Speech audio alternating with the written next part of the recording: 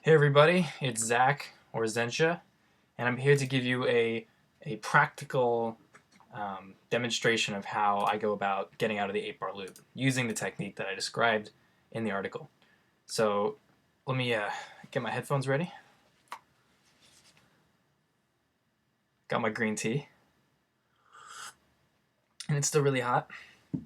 Well, step one, actually, before you start producing or anything, I always recommend to understand what your rituals are and how you best get in a creative mode. And for me, drinking tea is actually a very helpful way to get the zen going, get Zencha zen going.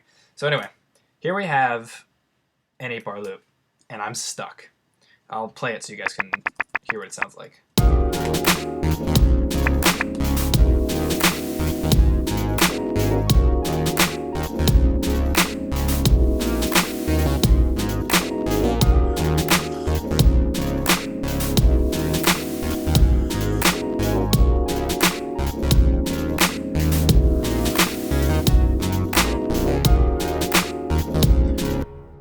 Alright, so loops and loops and loops. I got these 8 bars, I'm stuck, and I don't know what to do. So the first thing I would do is, normally I would say what's making my chords, because the way I tend to write is I take the harmony, or what is playing my chords first, and construct a new set of chords. So like, if I have, it's going A, B, C, D, I'm then going to maybe go like C, B, A, G in the next 4 sections, or the next section. But for this specific track, I'm actually using a loop, which is this Rhodes piano. So what I'm going to do is just copy the loop over to make my next 8 bars. The first step to making your next 8 bars is making your next 8 bars. So we've got the Rhodes moved over, this loop.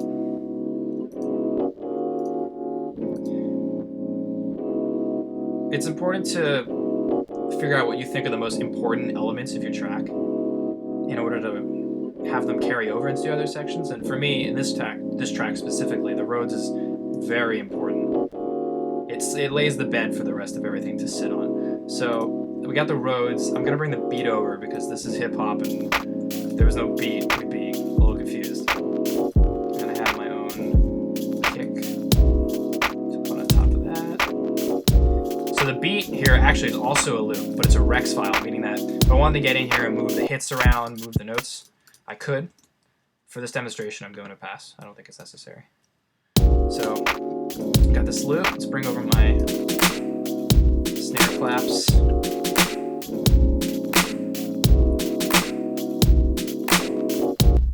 So the point here so far is that I've used the same instruments. I've literally used the same loop, the same patterns for everything, and I've just brought them over. And there's actually, one could argue that this is a significant enough difference from here to be considered a section change. I've taken enough away that it feels different, although for me it's not different enough, and if I made a track like this I would consider myself lazy, so I wouldn't do that. So the next step is same instruments, different flavor. That's the technique. So I have this bass here, and I'm going to play a new bass line in. So I'm going to take, in the next section, using the same instrument, I'm going to write a new bass line. Let's do it. This is Zencha freeform.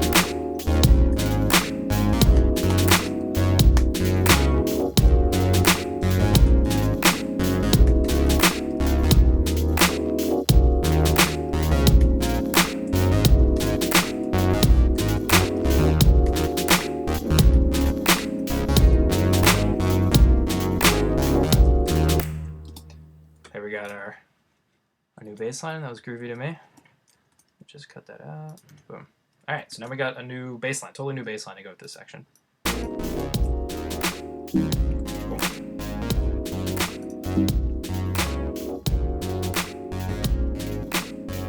Now, personally, these 2 sections, although I now have 2 distinct sections, the second one doesn't feel different enough. They don't feel different enough from each other. So for me, the energy hasn't shifted enough. And an important part of making a new section is making sure that your energy, the energy of the song, has gone somewhere, either up or down, but a significant amount that the listener feels like you're taking them somewhere, they're going on a journey, that you're telling a story.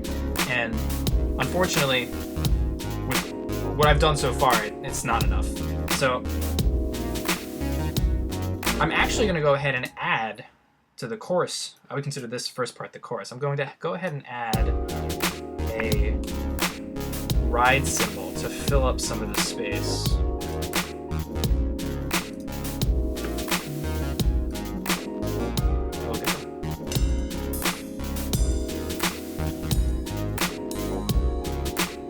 Like that.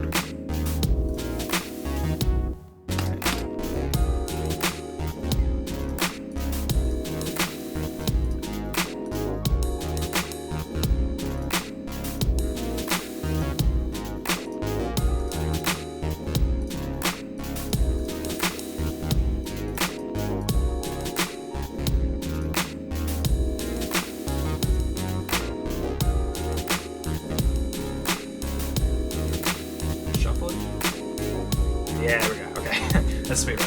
Now I'm going to bring it onto the track and reason. You gotta do that. So now we got this section. Mix it in a little bit.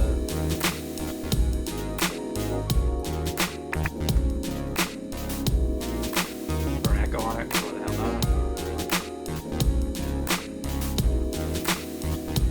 Now let's listen to it and go into the next section.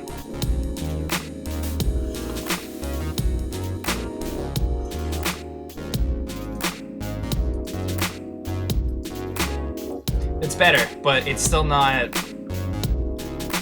The energy hasn't shifted down as much as I want it to. I want the verse to be a lot more subdued than the chorus is right now.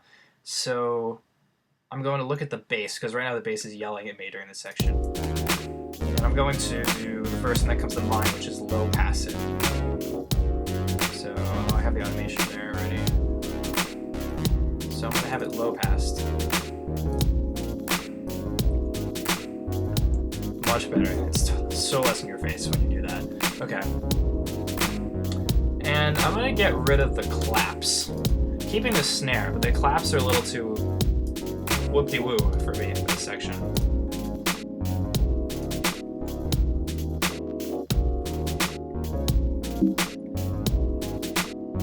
Okay, so let's listen to these two sections now. Or I'll just skip it a little bit.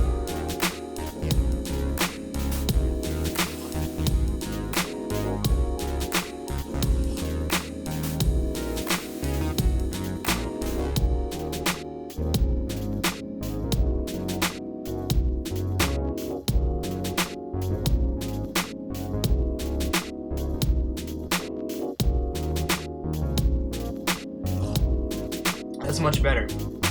It still needs a transition effect or something, like a reverse cymbal to a crash cymbal, or just like white noise going in and out of the two sections. Those help bridge the energy differences. It's like, here we go, the new energy. But as a new section, I like where it's gone. An important thing to note is that this track is going to have vocals on it. I actually have some scratch vocals here, but my friend who is going to sing on it, she's unfortunately sick and MIA. So I wasn't able to get her to do it here. But the fact that I will be using vocals means that the two sections will be even more different when they're on there, because the chorus is obviously going to be some sort of like catchier, more of a repetitive vocal hook. So when you hear that, you're like, this is the hook. I'm in the song. We're grooving. Word. And then the verse is going to be a more, it's going to be more subdued, as is how the energy is going here. And the actual vocal performance and the words and the way she does it and the melody will be more of a bridge, more of a flow, rather than a hook, basically.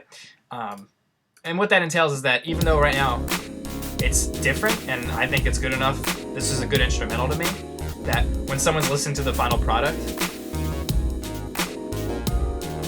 it'll sound even more distinct in two sections.